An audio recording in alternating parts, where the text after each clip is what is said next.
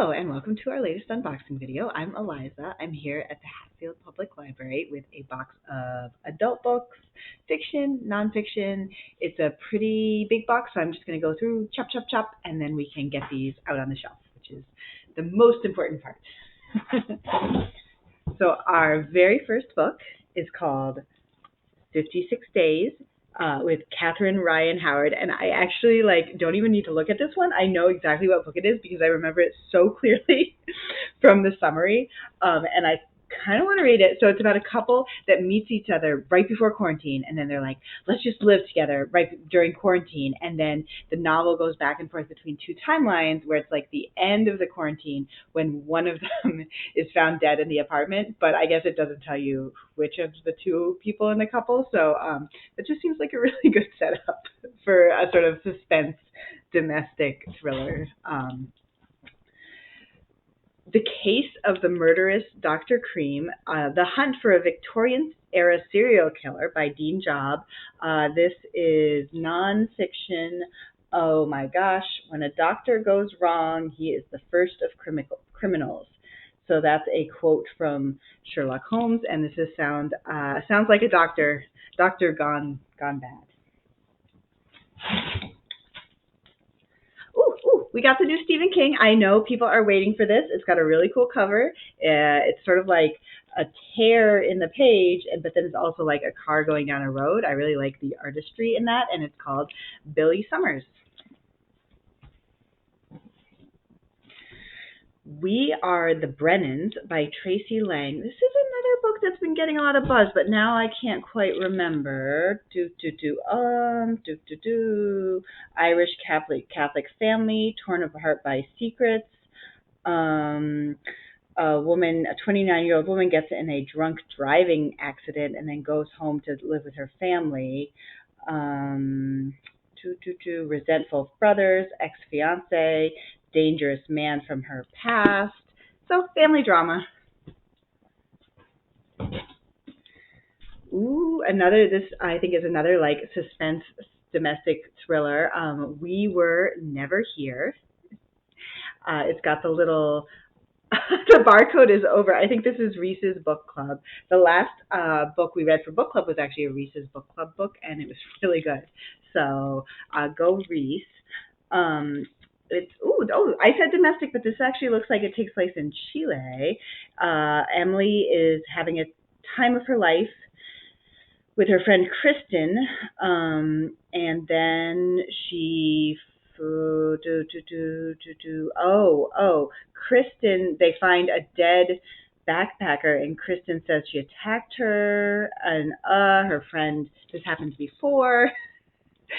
Reminds me a little of My Sister is a Serial Killer, where maybe the best friend is killing people and the friend has to figure it out, but maybe the best friend isn't killing people. You never know.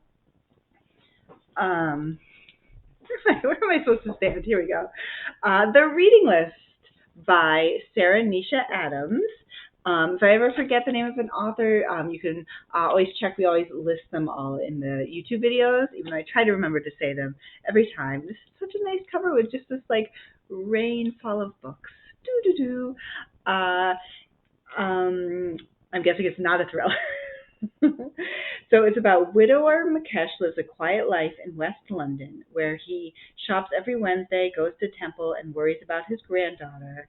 And then there's another POV who's a teenager, and they meet up in the library. Oh, cool. That sounds like maybe interesting and potentially sort of satisfying.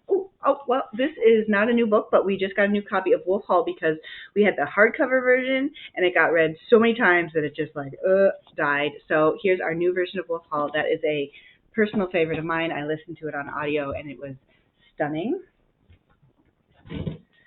The Heirloom Gardener, Traditional Plants and Skills for the Modern World. Oh, I love this cover. It has a very old-fashioned look with the illustrations.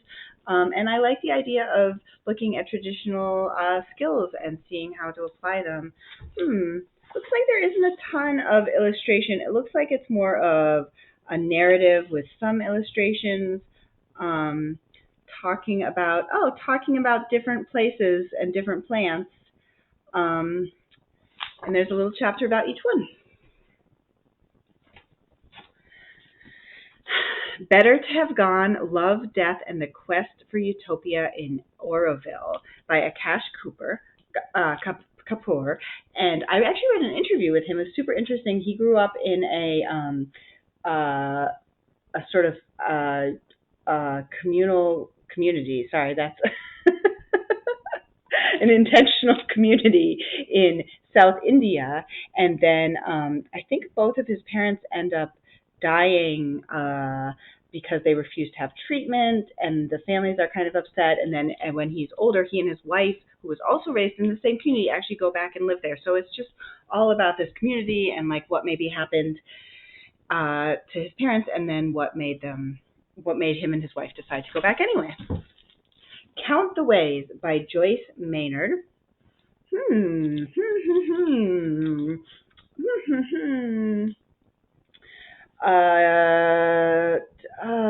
Okay, so this seems like it has a lot. I'm just a little bit of a skimming. So a couple who meets in a craft fair. She's an artist and writer. He makes wooden bowls. Within 4 years, they have 3 kids.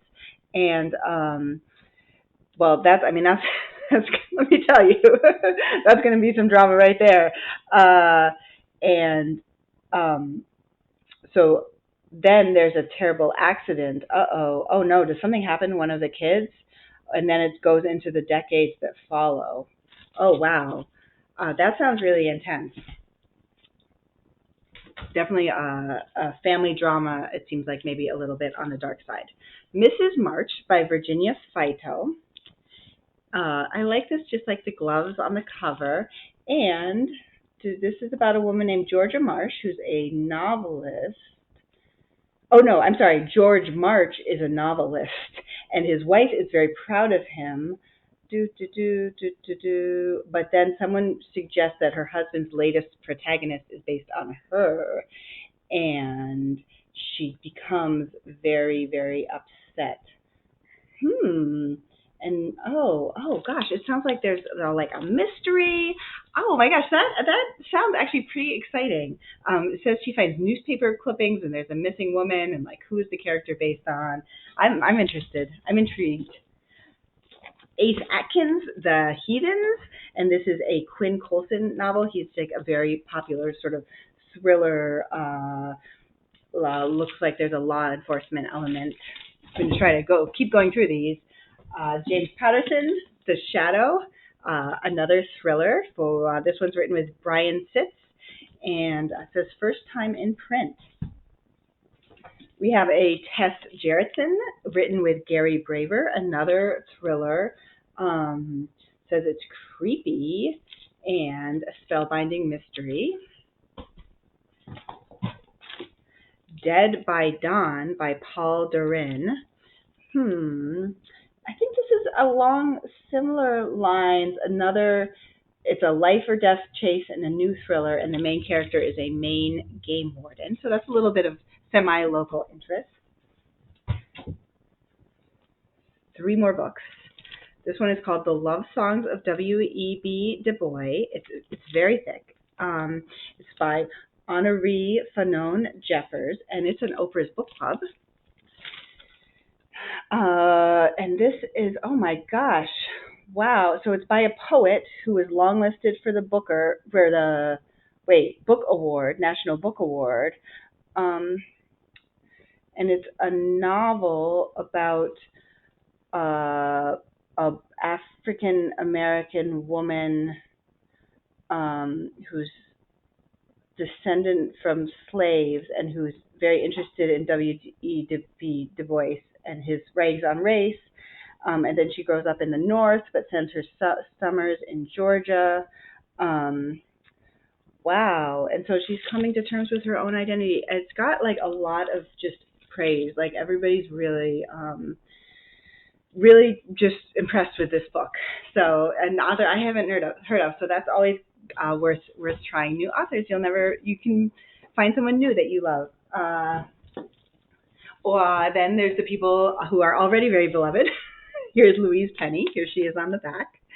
And this is The Madness of Crowds. So many people already want this book. It's a mystery series set in Sweet Pines with Armand Gamache. Her fans, like if you are looking for new mystery series and somehow you've missed Louise Penny, I definitely think that's worth trying because just so many people love her books so much. Last book, A Woman of Intelligence by Karine Tanabe. I like this cover, this very elegant sort of yellow dress, and an exhilarating tale of post-war New York City that follows one remarkable woman's journey from the United Nations to the drawing rooms of Manhattan society and the secretive ranks of the FBI. Ooh, nice. Cool. Historical fiction. That was good. I don't think we had hardly any historical fiction, so now that's a good place to end. And I have my big empty box. You can see it really was a pretty big box. And I'm all done, but I'll be back with more.